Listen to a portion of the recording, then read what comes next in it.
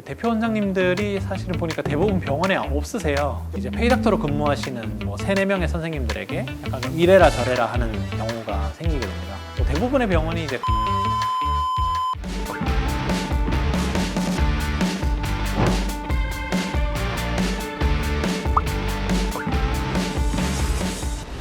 제가 개원해서 8년 동안 있어 봤고, 그리고 페이닥터를 2년을 하게 됐는데, 이게 생각보다 서러운 점이 되게 많구나, 이걸 첫 번째로 느꼈어요. 이제 페이닥터 선생님들한테 신경을 쓴다고 하더라도 서러운 점, 뭔가 섭섭한 점, 뭐 아쉬운 점, 이런 것들이 많이 생길 수밖에 없더라고요. 그래서 이제 뭔가 제 성격상 이런 페이닥터라는 거를 길게 할 수는 없겠다, 이제 생각을 해서 병원을 이제 열게 되었어요. 그래서 저는 사실은 페이닥터 선생님을 제가 병원을 열었을 때 모실 생각이 아예 없었습니다. 왜냐하면은 제가 페이닥터 할 때 느꼈던 섭섭했던 점들을 제가 고용한 페이닥터 선생님이 이제 저한테 똑같이 느낀다면 이제 기분이 별로 안 좋았을 것 같았거든요. 이제 그래서 가급적이면 고용하지 않겠다라고 생각을 하고 병원을 이제 열었어요. 근데 제가 이게 운영을 해보니까 지금 시대에서는 대표 원장 혼자만의 힘으로 모든 시술을 다 한다는 게 아예 불가능하다는 거를 좀 깨달았죠. 제가 1월 달부터 해서 5월 달에 이제 페이닥터 첫 선생님을 이제 모셨는데,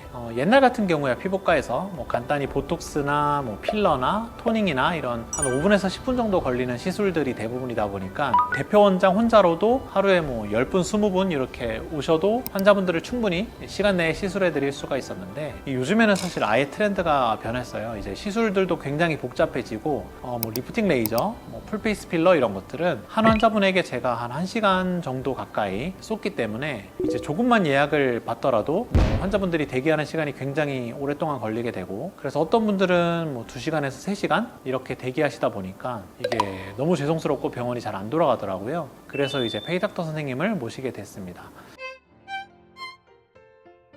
제가 보니까 이제 마인드랑 성격, 사람의 분위기였던 것 같습니다. 뭐 어떤 분들이 보시기에는 뭐 피부과에서 일하는데 실력이 제일 중요한 거 아니냐, 이렇게 생각하실 수도 있어요. 어느 정도는 맞는 말씀인데, 실력적인 부분은 이제 미용 시술에 대해서 자세하게 알려드리면 이제 웬만한 선생님들보다는 로컬에서 무조건 실력적으로 저희 병원에서 일하시는 페이닥터 선생님이 부족하지 않을 거라고 저는 자신하고 있고요. 정말 어려운 시술들이야 제가 해내면 되고, 일을 할 때, 환자분들을 대할 때 기분 좋게 일을 하시는 선생님들이 환자분들과 교감도 되게 잘 되고 직원들이랑도 되게 사이좋게 잘 즐겁게 지내더라고요. 그래서 이런 부분들은 제가 어떤 선생님을 뽑느냐에 따라서 나중에 바꾸거나 뭐 가르쳐 드리거나 할 수가 없는 부분이에요. 원래 그분이 가지고 있는 본성이기 때문에 그런 부분을 되게 중요하게 생각을 해서 선생님들을 모신 것 같고요. 대표 원장님들이 사실은 보니까 대부분 병원에 없으세요. 대부분 페이닥터 선생님들을 뽑아서 운영을 하는 병원이라면 운영이 잘 돼서 수익이 괜찮게 나는 병원이라는 건데, 그러면 보통 페이닥터 선생님들만으로도 병원에서 이득이 쉽게 잘 나기 시작을 하거든요. 굳이 대표 원장님이 안 계셔도. 이제 그러다 보면 대표 원장님들이 병원을 하루 이틀씩 안 나오기 시작을 하세요. 일주일에 하루 아니면 일주일에 이틀 이렇게 이제 나오시게 되면서 병원 분위기가 좀 전반적으로 되게 어수선해지고 좀 엉망진창으로 되게 됩니다.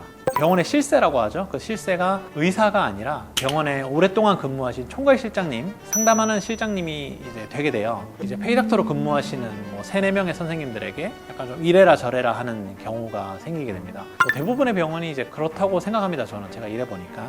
그러면 이제 페이닥터 선생님들이 한 달이 멀다 하고 금방 퇴사하시고 또 새로운 선생님이 또 입사하시고, 그렇게 되면서 그 병원만의 시술 퀄리티가 있을 건데 몇 달에 한 번씩 선생님들이 계속 바뀌니까 그런 시술 퀄리티가 잘 유지가 안 되죠. 지금 제가 이렇게 말하는 이 순간에도 굉장히 많은 병원들이 그러고 있어요. 그래서 앞서서 제가 말씀드린 것처럼 대표 원장인 제가 그 일을 페이닥터 선생님들보다 훨씬 더 많이 합니다. 실제로 7월달, 8월달 저희가 매출을 이렇게 쭉 봤는데, 대표 원장인 이제 제 매출이 그 부원장님 매출의 사실 2배가 넘어요. 그러니까 사실 그런 병원은 거의 없거든요. 그리고 저희 병원은 원장이 직접 상담을 해서 환자분들에게 필요한 시술을 이렇게 알려드리고, 그리고 거기에 맞춰서 이제 상담 실장님들이 어떤 시술인지 가격은 얼마인지 이렇게 상담을 해드리기 때문에 의사보다 시술 선택권에 우선권이 없습니다. 그래서 뭐 상담실장이 의사한테 뭐 이래라 저래라 하는 경우는 없고, 저희 병원은 그게 좀 특징이고요. 그 대부분 병원들은 이제 페이닥터 선생님들이 이제 환자가 시술이 결정되기 전에는 이제 의사를 만나볼 수가 없고, 실장님들이랑 뭐 티켓팅을 해가지고 시술할 때만 의사가 잠깐 보는 방식인데, 이거는 사실 환자에게도 불만이 생길 수가 있지만 의사들에게도 사실은 굉장히 스트레스가 있는 방식이거든요. 그게 왜냐하면은 실장이 티켓팅을 해놓은 걸 사실은 무조건 이제 의사가 다 처리를 해야 되는 방식이에요. 그 과정에서 굉장히 여러 가지 문제가 발생을 합니다. 예를 들어서 빼고 싶은 시술이 있다고 해서 합리적으로 시술을 고객에게 뭐 권한다고 하더라도 페이닥터 선생님들 입장에서는 시술을 몇 개 뺐으니까 병원 입장에서 무조건 또 욕을 먹게 되는 상황이거든요. 왜냐면 매출을 줄어뜨리니까. 이거는 모든 이제 피부과에서 일을 하시는 페이닥터 선생님들의 고충일 거예요. 그래서 저는 그런 병원을 만들고 싶지가 않아서 이제 상담하시는 실장님들은 어떤 시술인지 가격이 얼마인지 이 정도만 저희는 상담해 드리고 있습니다. 그래서 뭐 지금까지 제가 개원의로 있으면서 그리고 페이닥터로 있으면서 뭐 이랬던 저랬던 고충을 좀 풀어보는 시간을 가졌는데요. 뭐 앞으로도 또 좋은 정보 뭐 많이 들고 올 테니까 구독이랑 좋아요 해주시면 감사하겠습니다. 감사합니다.